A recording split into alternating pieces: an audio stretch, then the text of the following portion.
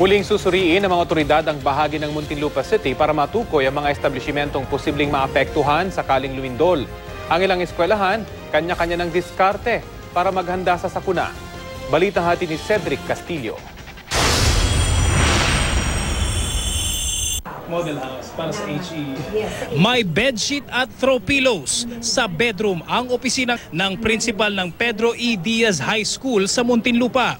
Hindi office table kundi dining table naman ang workstation ng mga tiga-record section na nakapwesto sa kusina. Ang accounting department naman nasa sala. Sa unang araw ng klase ng eskwelahan, ang Home Economics Model House muna ang tahanan ng school administration. Ang gusali kasi ng kanilang admin, off-limits na dahil nasa ibabaw ng West Valley Fault. Wala sila mapapaglagyang isang lugar para magkasama-sama, kaya magiging adapted sila ng bawat department areas na may faculty room.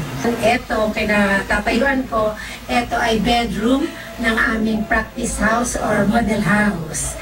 4 na gusali sa Pedro Diaz ang hindi nagagamitin matapos mapag-alamang transected o nasa ibabaw ng fault.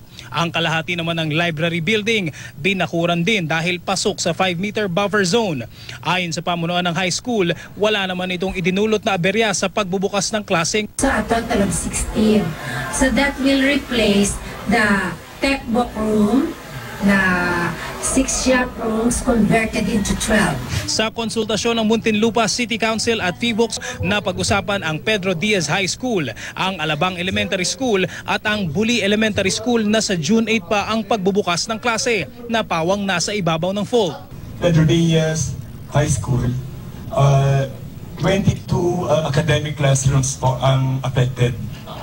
And then in Buli Elementary School, 21 classrooms. 21? Yes po. And in Alabang Elementary School, 8 classrooms po. Pinaliwanag ng PHIVOLCS ang posibilidad ng liquefaction o paghina ng lupa sakaling maganap ang isang magnitude 7.2 na lindol, lalo na sa isang coastal city gaya ng Muntinlupa.